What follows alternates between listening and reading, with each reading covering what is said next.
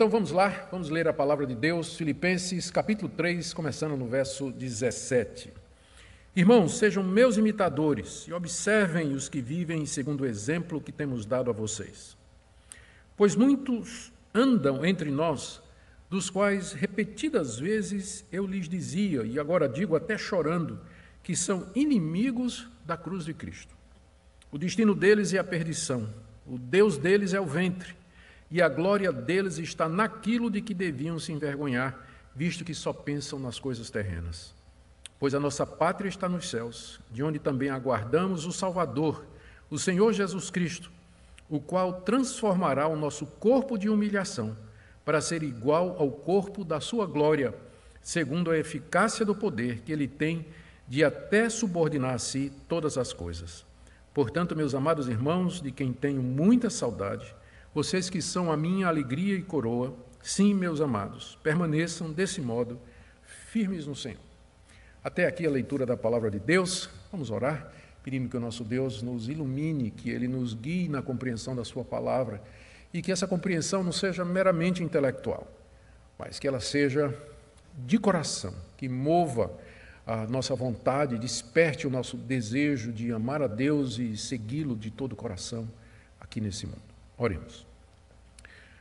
Pai querido, te damos graças pela oportunidade de nos debruçarmos mais uma vez sobre a Tua palavra, com o intuito de aprender aqui a Tua revelação, o que Tu revelastes, ensinastes ao apóstolo Paulo e através dele a todos nós. Nós pedimos que, no expor as Tuas palavras, Teu Espírito Santo ilumine o nosso entendimento, abra os olhos do nosso coração, para que nós possamos ver as maravilhas da Tua lei. Que o Senhor incline o nosso coração a Te obedecer. Pai, nós queremos também orar pela nossa pátria, no dia em que comemoramos a independência do Brasil. Oramos pela verdadeira liberdade, que é a liberdade do jugo da escravidão, da cegueira do pecado. Que Teu Evangelho cresça nessa nação, trazendo liberdade, libertação, através da mensagem do Cristo crucificado. Oramos pelas autoridades constituídas, oramos pelo povo sofrido, o povo que busca salvação, redenção, liberdade, que Jesus Cristo seja colocado diante desse povo brasileiro, como sendo aquele em quem todas estas coisas estão. Ouve a nossa oração, em nome de Jesus. Amém. Amém. Capítulo 3 de Filipenses, começando no verso 17. Nós vimos, queridos, na exposição anterior, a abordagem que Paulo fez ao ensino dos mestres legalistas que eventualmente estavam ou vinham se infiltrando na igreja de Filipos. Agora, outro grupo parece estar na mente de Paulo quando ele escreveu as palavras que nós acabamos de ler. Muitos intérpretes acham que é o mesmo grupo. Esse que Paulo está tratando aqui e que chama de inimigos da cruz de Cristo, é o mesmo grupo que ele chama de cães, de maus obreiros, da falsa circuncisão, no início do capítulo 3, que nós já vimos. Entretanto, o tipo de conduta mundana que Paulo denuncia aqui, a partir do verso 17, é uma atitude voltada para os prazeres carnais, ela não era típica dos legalistas e dos moralistas daquela época, como, por exemplo, os judaizantes.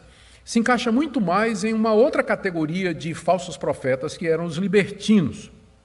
Os libertinos tinham uma teologia oposta à dos legalistas. Os legalistas insistiam em se observar a lei de Deus, os preceitos da lei de Deus, para que se pudesse alcançar a salvação. Já os libertinos entendiam que, uma vez que nós somos justificados pela fé em Jesus Cristo, nós podemos viver uma vida sem limites éticos ou morais, visto que a salvação não é por obras, não é pelo que fazemos, mas mediante a fé em Jesus Cristo.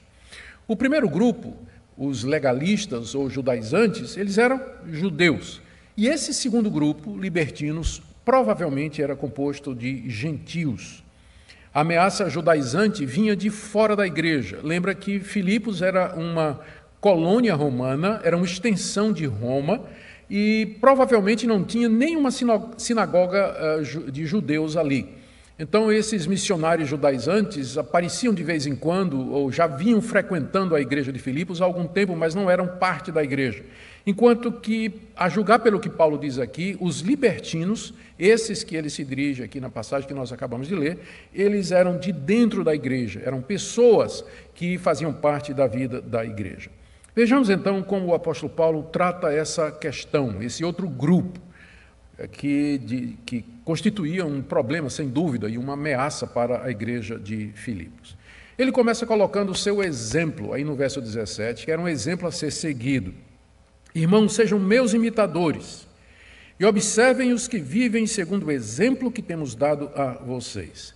Aqui Paulo exorta os filipenses a que o imitem, e não há aqui nenhum traço de vaidade ou arrogância da parte do apóstolo Paulo, uma vez que ele diz que não somente ele deve ser imitado, mas também outras pessoas que haviam seguido o seu próprio exemplo que Paulo deu quando esteve em Filipos, nos seus sofrimentos, na sua prisão, nas torturas que ele sofreu, no seu encarceramento, na sua vida reta, santa, simples e despreendida, no apego à palavra de Deus. Em tudo, Paulo havia exemplificado com sua vida e com sua conduta o evangelho que ele pregava ali na cidade de Filipos. E é esse exemplo que Paulo diz que os filipenses deveriam imitar. É claro que Paulo sabe que ele era o que ela era pela graça de Deus.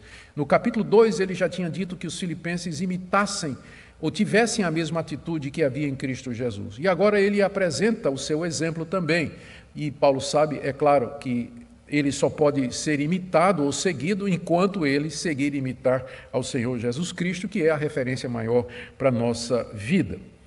Ele diz, como já mencionei, que os filipenses, além de imitar o exemplo que Paulo havia dado, que eles também observassem os que viviam segundo o exemplo de Paulo. Pessoas como Silas e Timóteo, que estiveram lá em Filipos, juntamente com o apóstolo Paulo, ou como o próprio Epafrodito, que havia sido enviado pela igreja de Filipos até Roma, onde Paulo estava, e que havia se tornado discípulo, imitador do grande apóstolo, outros cristãos maduros lá em Filipos. O que importa é que os filipenses imitassem os bons exemplos. E essa exortação era necessária por causa do mau exemplo dos libertinos, que se apresentavam como cristãos e cujo comportamento poderia influenciar o comportamento daqueles irmãos. Eles não deveriam seguir os libertinos, mas deveriam seguir o exemplo de Paulo e dos demais cristãos que haviam deixado um referencial para eles. E a razão para essa exortação está aqui, a partir do verso 18. Pois, notaram a sequência, Irmãos, sejam meus imitadores, pois tem muitos aí no meio de vocês que não devem ser imitados. E essa é a razão, então, pela qual Paulo exorta a sua imitação. Ele faz 6 declarações, nos versos 18 a 19, com o objetivo de identificar com muita clareza quem são os libertinos e a conduta deles, que não deveria ser imitada, em contraste com o exemplo do apóstolo Paulo. Paulo diz que eles eram muitos, verso 18, muitos andam entre vocês. Isso porque a igreja já tinha alguns anos de fundação e porque, aparentemente, os libertinos tinham sido muito eficientes em fazer discípulos. Havia muita gente lá na igreja de Filipos que havia aderido à doutrina deles. Segunda coisa que Paulo diz é que eles eram inimigos da cruz de Cristo, provando que número não quer dizer que é verdade. Ou seja, o fato de que eles eram muitos não quer dizer que eles estavam certos. Eles eram muitos, mas eles eram inimigos da cruz de Cristo. Verso 18. Isso pela sua maneira libertina de viver, ou seja, eles não queriam crucificar a carne, eles não queriam morrer para o mundo e não queriam abandonar a sua vida imoral.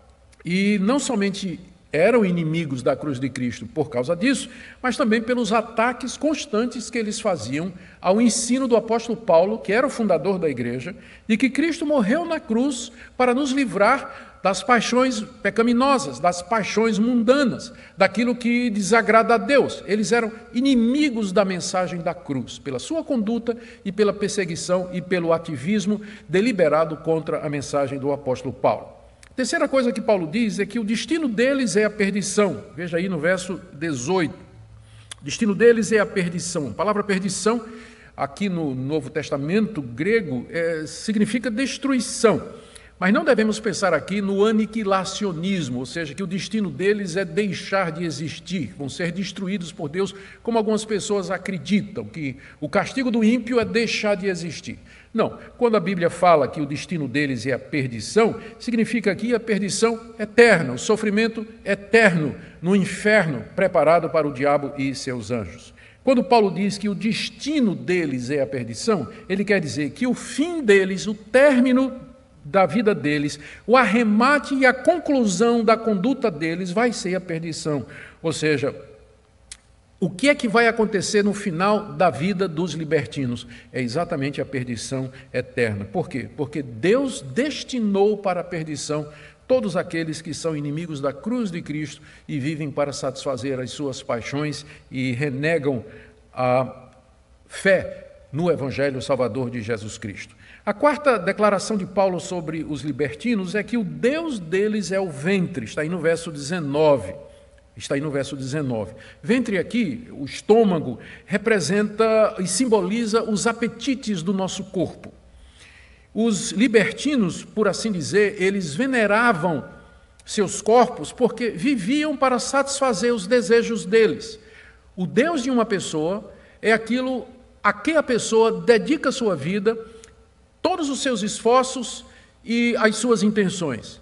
Os cristãos, o Deus dos cristãos é o Senhor Jesus, mas o Deus dos libertinos é o ventre, é o corpo. Enquanto que os cristãos se dedicam a agradar a Deus em Cristo Jesus, os libertinos se dedicam a satisfazer os desejos carnais e os prazeres físicos. No caso aqui, a referência é também os apetites sexuais de toda sorte. A quinta coisa que Paulo diz aqui sobre os libertinos é que a glória deles está naquilo de que eles deveriam se envergonhar. Veja aí o verso 19.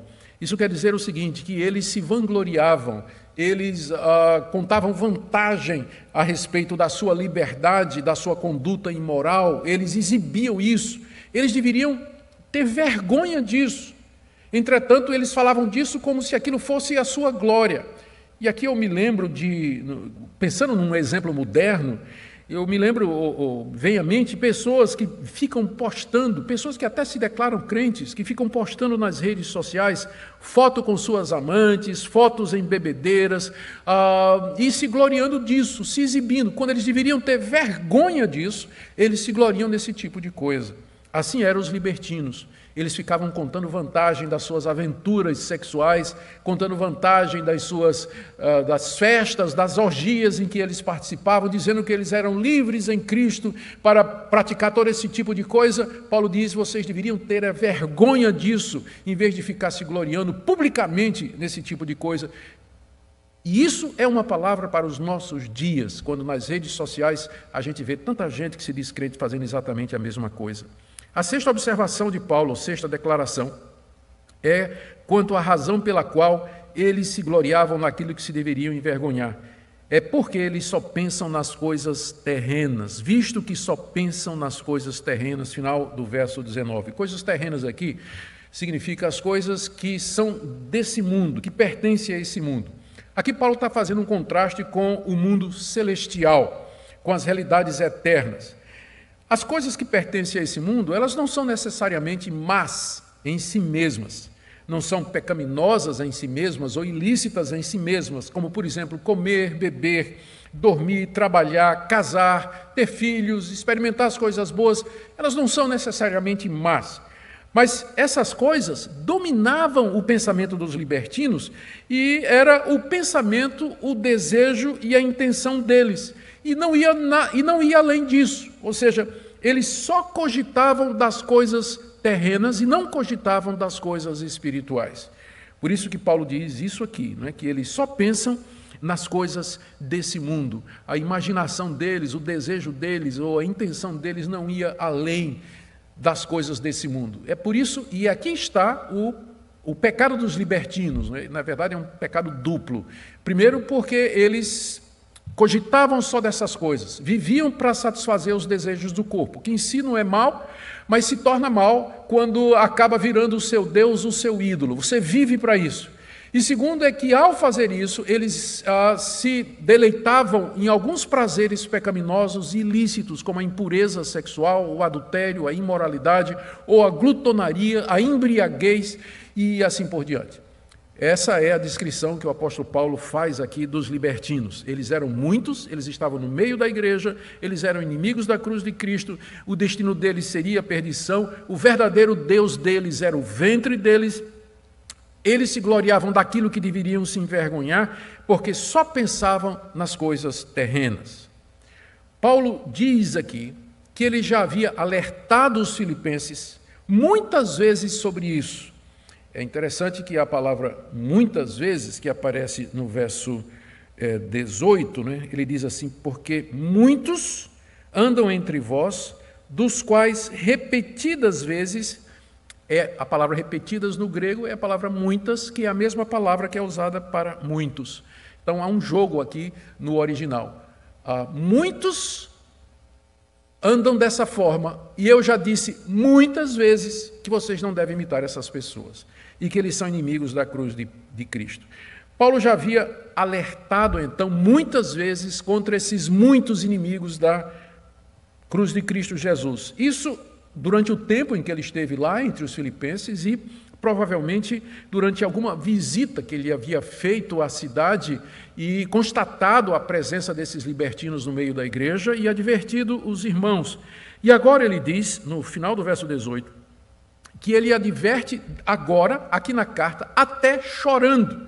É a única vez nas cartas de Paulo onde está dito que Paulo de alguma vez chorou. E ele deve ter feito isso por quê? Porque apesar de todos os seus muitos avisos contra esses muitos libertinos, eles ainda continuavam a exercer uma influência na igreja de Filipos. E, portanto, a crise havia se agravado. E o apóstolo Paulo, em lágrimas, com o coração partido, ele adverte os seus filhos na fé. Imitem a mim e aqueles que seguem o meu exemplo, mas não sigam o exemplo desses falsos mestres, porque o destino deles é a perdição, o Deus deles é o ventre deles, eles só pensam nas coisas terrenas, e eles são inimigos da cruz de Cristo, inimigos dessa mensagem que eu preguei a vocês, na qual vocês creram, e por causa da qual vocês foram batizados e formaram uma comunidade. Aqui, a partir do verso 20 até o verso 21, Paulo toma uma abordagem mais positiva, e ele faz 4 declarações a respeito da nossa esperança, em contraste com a perdição que aguardava aqueles libertinos.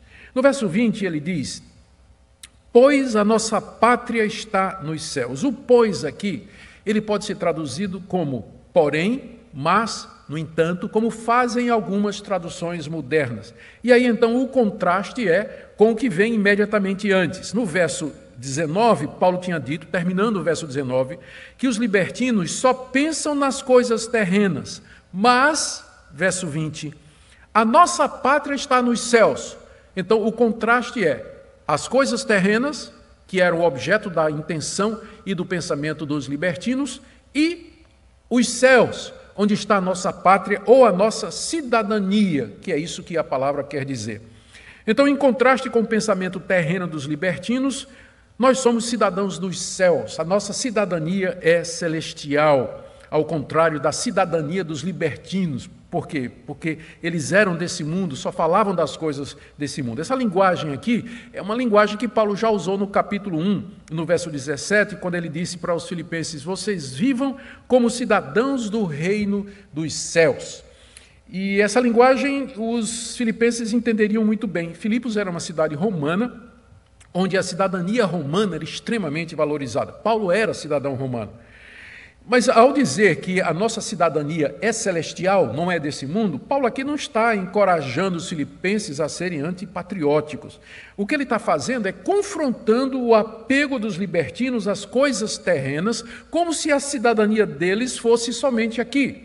Embora nós sejamos cidadãos brasileiros, entretanto, a nossa cidadania maior é celestial, a nossa pátria é celestial. Nós somos cidadãos da Nova Jerusalém e vivemos, portanto, em lealdade a ela, acima da nossa lealdade aqui nesse mundo ao nosso país, onde nós vivemos e do qual nós somos cidadãos. Paulo está fazendo esse contraste para dizer ou fazer uma comparação entre a nossa vocação e a vocação de gente como os libertinos. Eles só pensavam nas coisas desse mundo como se o mundo fosse a pátria maior e final deles. Mas a nossa pátria está nos céus, nossa cidadania é celestial. A segunda afirmação de Paulo aqui, em tom positivo, é que é dos céus que nós aguardamos o Salvador, que é Jesus Cristo, o Senhor, ainda no verso 20. Aqui da terra, desse mundo, os libertinos só podiam aguardar prazeres carnais e físicos que um dia vão ter um fim. Mas nós, cristãos, nós aguardamos dos céus algo maior e mais duradouro. Nós aguardamos um Salvador, porque é assim que está no original grego, nossa tradução está dizendo, né? Nós aguardamos um Salvador, mas no original está dizendo nós aguardamos um Salvador. Ou seja, alguém que já veio e nos salvou da nossa culpa, alguém que ainda virá para nos salvar dos desejos carnais de nosso corpo e alguém que virá para finalmente nos salvar da perdição eterna, que é o destino dos libertinos. E quem é esse Salvador? Paulo explica nos versos seguintes. Na frase seguinte, aguardamos um Salvador que é Jesus Cristo, Senhor. Ele é Jesus Cristo, aquele que foi pregado e anunciado por Paulo e crido entre os filipenses. Cristo que já havia encarnado, que havia morrido por nós, Cristo que havia ressuscitado dos mortos e subido aos céus, Cristo que voltaria de lá para consumar a salvação do seu povo. E o título dele é Senhor, Kyrios, título usado por César, mas que os cristãos empregariam somente com respeito a Jesus Cristo. A terceira declaração de Paulo, a primeira foi que a nossa pátria está nos céus, em contraste com o apego terreno dos libertinos. Segundo, que é desses céus que nós aguardamos o Salvador, que é Jesus Cristo, o Senhor, em contraste com a expectativa terrena dos libertinos de ter apenas prazeres físicos e depois a perdição. E a terceira declaração, quando Cristo descer dos céus, Ele transformará os nossos corpos para que nós possamos desfrutar plenamente da nossa cidadania celestial. Veja o verso 21. O qual, Senhor Jesus, o qual transformará o nosso corpo de humilhação para ser igual ao corpo da sua glória, segundo a eficácia do seu poder, que ele tem de até subordinar a si todas as coisas. Paulo diz aqui no verso 20 que Cristo, quando descer dos céus, que é o que nós aguardamos, ele vai transformar o nosso corpo. Transformar significa, literalmente, mudar a forma de alguma coisa em outra. Aqui não se refere a uma mudança aparente e superficial do nosso corpo, mas uma mudança profunda na sua essência e na sua natureza. Essa mudança é necessária porque o nosso corpo, Paulo diz aqui, é um corpo de humilhação. Ainda que nós já fomos aceitos e perdoados por Deus, ainda nós continuamos no estado de humilhação. Significa que o nosso corpo, enquanto aqui nesse mundo, ele é fraco, ele é frágil, ele é marcado pelo pecado, marcado pela corrupção do pecado e pela mortalidade. É um corpo mortal, é um corpo que vai se dissolver com a morte. Nós não podemos desfrutar os direitos e os privilégios da nossa cidadania celestial num corpo assim.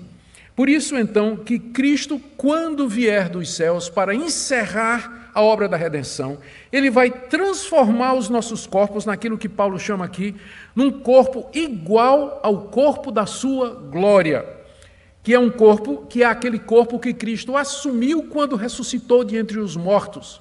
Quando ele sai da sepultura ao terceiro dia, ele sai num corpo transfigurado, num corpo glorificado, que é o corpo que ele tem até o presente momento.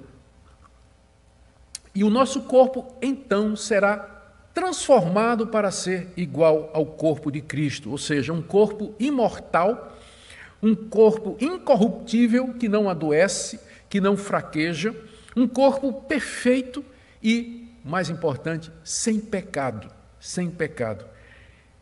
Os crentes que já estiverem mortos por ocasião da vinda de Cristo, eles ressuscitarão de entre os mortos, já com esse corpo da glória de Cristo, com o seu corpo transformado.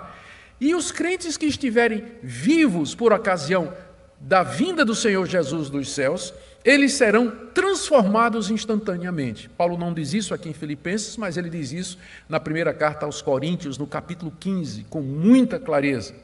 Os libertinos, isso aqui é para os crentes em Jesus Cristo. E note que Paulo aqui, ele fala na expectativa de que isso aconteceria ainda durante o tempo da sua vida, não é? Ele diz, olha, nossa pátria está nos céus, de onde também nós aguardamos, ele está se incluindo, não é? Nós aguardamos o Salvador, o qual transformará o nosso corpo. Paulo tinha a expectativa de que ainda durante a sua vida, ele veria Cristo descer do céu para transformar o corpo da sua humilhação no corpo da glória de Cristo Jesus. Essa é a expectativa, essa é a esperança. Em contraste, os libertinos, na vinda de Cristo, os que morreram seriam ressuscitados também, e os vivos também seriam transformados para receber um corpo com o qual eles experimentarão o sofrimento eterno no fogo preparado para o diabo e os seus anjos eternamente. A Bíblia não fala muito do corpo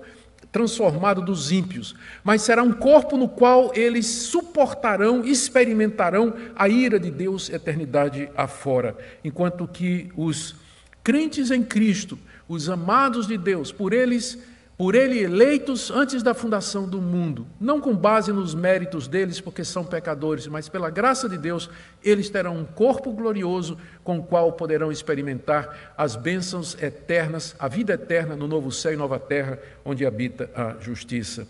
E Paulo termina dizendo que Cristo tem o poder para fazer isso. Final do verso 21. Segundo a eficácia do poder que ele tem de até subordinar a si todas as coisas. Esse poder foi dado a Cristo na sua ressurreição, quando ele é assunto aos céus e se assenta à direita de Deus no trono do universo. O Pai então lhe deu todo o poder nos céus e na terra, e Cristo tem esse poder de dominar, de subjugar a si todas as coisas. É o que ele está fazendo agora. Ele está trazendo o seu povo para debaixo de si, os seus eleitos. Ele está conquistando os seus inimigos e finalmente ele haverá de transformar os corpos do seu povo para que possam entrar na glória eterna. Paulo termina aqui no capítulo 4, verso 1, com uma exortação à firmeza. Portanto, meus amados irmãos, de quem tenho muita saudade, vocês que são minha alegria e coroa, sim, meus amados, permaneçam desse modo firmes no Senhor. O portanto aqui quer dizer, à luz dessas advertências e à luz dessas bênçãos e dessas promessas, queridos, permaneçam firmes no Senhor. Vocês ainda estão firmes no Senhor. É verdade que há no meio de vocês muitos que estão vivendo como libertinos, mas a grande maioria da igreja permanecia firme no Senhor. E Paulo diz, continuem assim, continuem desse modo firmes no Senhor. E ele qualifica essa exortação. Meus amados irmãos, ele chama pelo menos 2 vezes os filipenses de amados aqui, queridos, meus amados irmãos. E ele diz, eu tenho muitas saudades de vocês, e é a única vez nas cartas de Paulo que essa palavra aparece. Não é? Ele dizia que estava com muita saudade, o que mostra que ele tinha um laço profundo de amizade com a igreja de Filipos. Vocês são minha alegria e coroa. Isso aqui é uma referência escatológica ao dia do juízo, quando a igreja de Filipos vai ser motivo de grande alegria para Paulo, quando ele apresentar a igreja ao Senhor Jesus Cristo, e também a sua coroa, a sua recompensa que Deus haverá de dar naquele grande dia. Tudo isso visa encorajar os filipenses a ficarem firmes na fé, a imitarem o exemplo do apóstolo Paulo e recusarem definitivamente a presença e a atividade daqueles mestres libertinos no meio deles. O que é que nós podemos aprender aqui, queridos? Eu queria trazer pelo menos 4 lições para nós. A primeira delas é que não existe igreja sem problemas. Filipos é uma das melhores igrejas do Novo Testamento. Fazia cerca de 10 anos que Paulo havia fundado, quando ele teve que escrever essa carta para tratar de vários problemas, entre eles a presença dos judaizantes, aqueles missionários judeus que queriam circuncidar os filipenses e obrigá-los a guardar as leis cerimoniais do Antigo Testamento. Havia dissensões e contendas entre a liderança, esse é um ponto que nós veremos agora no capítulo 4, a próxima exposição já vai ser sobre isso. E havia também um grupo de libertinos. Já pensou? Uma igreja fundada pelo apóstolo Paulo e uma igreja que já havia crescido no conhecimento de Deus, mas nem por isso deixou de ter seus falsos mestres, seus problemas e suas dificuldades. Isso deveria, num certo sentido, servir de algo sóbrio para aquelas pessoas que têm uma expectativa irreal da Igreja de Cristo nesse mundo. Tem muita gente que, porque tem uma expectativa irreal das igrejas evangélicas, eles acabam não indo para a igreja nenhuma e se tornam desigrejados. Queridos, nem as igrejas fundadas pelo apóstolo Paulo eram sem problemas. Se você vai esperar achar uma igreja sem problemas para você então se congregar, você vai permanecer um eterno desigrejado. O que você tem que aprender é que a igreja é feita de pecadores, perdoados é verdade, justificados é verdade, mas pecadores que estão sendo santificados, que estão aprendendo a viver de maneira santa nesse mundo, lutando contra o pecado. E você é um deles, você não é melhor do que eles, você não é melhor. O melhor que você poderia fazer é achar uma igreja onde pelo menos a palavra de Deus é ensinada, tornar-se parte dessa igreja e junto com os irmãos lutarem para viver uma vida santa e reta aqui nesse mundo, em vez de ficar de fora atirando pedra e fazendo críticas, com esse padrão irreal de que as igrejas deveriam ser perfeitas ou... Não, isso não vai acontecer. Então, o melhor que você tem que fazer é entender que a perfeição é somente quando o Senhor Jesus vier do céu e transformar o nosso corpo de humilhação no corpo da sua glória. Segunda lição que nós podemos tirar aqui é que as heresias que vêm assolando as igrejas cristãs desde o início delas no período apostólico, na área da salvação, essas heresias podem se resumir a essas duas que estavam presentes na igreja de Filipos. O legalismo dos judaizantes, ou seja, a doutrina de que uma pessoa se salva por obras, e a libertinagem dos gregos, a doutrina de que a salvação é sem obras. Essas duas heresias, elas são opostas, mas elas praticamente resumem todas as outras na área da salvação. É claro que tem heresias que têm a ver com a pessoa de Cristo, a doutrina da Trindade, a pessoa do Espírito Santo, mas eu me refiro às heresias na área da salvação. São basicamente duas. Primeiro, que o homem se salva pelas obras da lei, pelo cumprimento da lei de Deus. Essa é uma heresia que permanece até o dia de hoje. Você vai encontrar muito legalismo dentro das igrejas evangélicas. A ideia de que nós somos salvos de alguma forma pela nossa performance, pelo cumprimento de uma série de regras, pela campanha, pelo propósito, por isso ou por aquilo. Essa é a heresia legalista. E a outra heresia, que é oposta, é a heresia da libertinagem. A ideia de que nós somos salvos sem obras, de que a salvação ela é completamente gratuita e que não está acompanhada de nenhuma mudança da nossa vida. Que é uma coisa também muito presente nas igrejas hoje. Gente se declarando crente, que foi salva por Jesus Cristo, mas que vai para a cama com o namorado, fica com tudo quanto é de pessoa que encontra, tendo vários parceiros, que trai a esposa, que é desonesto nos negócios, que vive na embriaguez, que vive numa vida imodesta e até se gloria disso na internet. A resposta é o cristianismo bíblico. Nós não somos salvos pelas obras, mas também não sem elas. A pessoa que é verdadeiramente salva, ela é salva pela graça, pela fé, e o seu coração vai ser mudado e ela vai produzir obras que acompanham a salvação. As obras não são a causa da salvação, mas o fruto, o resultado da salvação. O legalismo diz, salvação é pelas obras, está errado. Os libertinos dizem, a salvação é sem as obras, também está errado. O ensino bíblico é, a salvação é com obras, não pelas obras, não sem obras, mas também não sem elas. A salvação é pela fé, mas uma fé que produz obras, uma fé que é acompanhada por obras. Essas duas heresias, elas continuam presentes na igreja e precisam ser combatidas com o cristianismo bíblico. Nós somos salvos pela graça, pela fé, mas uma fé que produz obras. A terceira lição que eu queria trazer aqui é a necessidade de exemplos a serem seguidos pelas novas gerações. Maravilhoso isso, né? Paulo pode dizer aos filipenses, sigam o meu exemplo e de outros que seguem o meu exemplo. Ele está falando de Epafrodito, de Silas, de Timóteo. Na história da igreja, Deus tem sempre levantado homens como referenciais para gerações. Queridos, nós precisamos orar para que Deus levante homens assim no Brasil. Há uma crise de credibilidade na liderança evangélica no Brasil.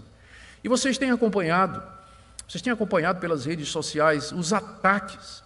E, infelizmente, às vezes, esses ataques, eles vêm em falhas e vêm em quedas e práticas erradas dos próprios líderes evangélicos. Deus tenha misericórdia de nós, Deus nos preserve. Nós precisamos de pessoas das quais nós podemos dizer: essa pessoa serve de exemplo para mim. É claro que meu modelo maior é o Senhor Jesus Cristo. Está errado você que diz: eu não sigo homens. Paulo está dizendo: siga meu exemplo. Deus coloca pessoas para servirem de referencial e modelo para serem seguidos pelos cristãos. Então não tem nada errado você dizer: eu me inspiro, ou eu sou abençoado, ou eu tenho como referencial aqui nesse mundo fulano de tal, fulano de tal, fulano de tal, que são homens de Deus, que são a referência e o exemplo para nós. Não tem nada errado em fazer isso. O problema é que nós precisamos desses homens. Nós precisamos que Deus levante pessoas assim. É claro, como eu disse, nossa referência final é o Senhor Jesus. Mas o próprio Senhor Jesus colocou na igreja pastores e mestres, não somente para nos ensinar, mas também para nos dar o exemplo. E a última lição que eu queria tirar da passagem é essa, de que a nossa esperança final, a nossa expectativa, é o retorno do Senhor Jesus e a transformação de nossos corpos. É claro que nós esperamos morrer e ir para o céu, mas mais do que isso, lembrando que o céu é um estado intermediário. No céu nós estamos sem os nossos corpos. Nosso espírito, depois da morte, vai para o céu, mas o corpo está aqui. Somente na ressurreição dos mortos, quando Cristo vier, é que nós estaremos completos outra vez, o corpo glorioso ressurreto. E aí, finalmente, completos em Cristo Jesus, nós poderemos experimentar a vida eterna. Até lá, nós portaremos esse corpo da humilhação, sujeito a envelhecimento, doenças, sofrimentos, privações, tentação, corrupção, pecado e, finalmente, a morte. Por isso que nós vivemos nesse mundo pela confiança no nosso Senhor e Salvador Jesus Cristo. Ele é a nossa esperança. Eu espero que seja a sua também. Amém? Vamos orar. Ó Pai querido, te damos graças pela tua palavra, como ela nos ensina, como ela é viva e como ela acende a nossa paixão e o nosso amor por ti e pelo Senhor Jesus. Eu quero orar por todos aqueles que me escutaram nessa noite e que ouviram a tua palavra. E que tua palavra opere nos corações, trazendo arrependimento, mudança de vida, quebrantamento, confronto com a verdade. Oro por aqueles que me ouvem e que têm vivido uma vida de libertinagem, uma vida de imoralidade. Aquela pessoa que está traindo a sua esposa, aquele jovem que vive na imoralidade da pornografia, que fica transando com sua namorada, aquela moça que tem ficado com tantos rapazes, mas no domingo está na igreja. Ó Deus, abre os seus olhos, mostra para eles que o destino de gente assim é a perdição e que o Deus deles é o ventre deles. Ó Deus, traz arrependimento. Oramos também pelos moralistas, pelos legalistas, pelos críticos que se julgam superiores, pelos religiosos endurecidos e cegos.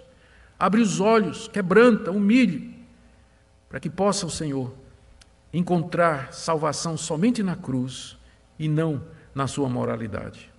Ouve a nossa oração, em nome de Jesus. Amém. Amém.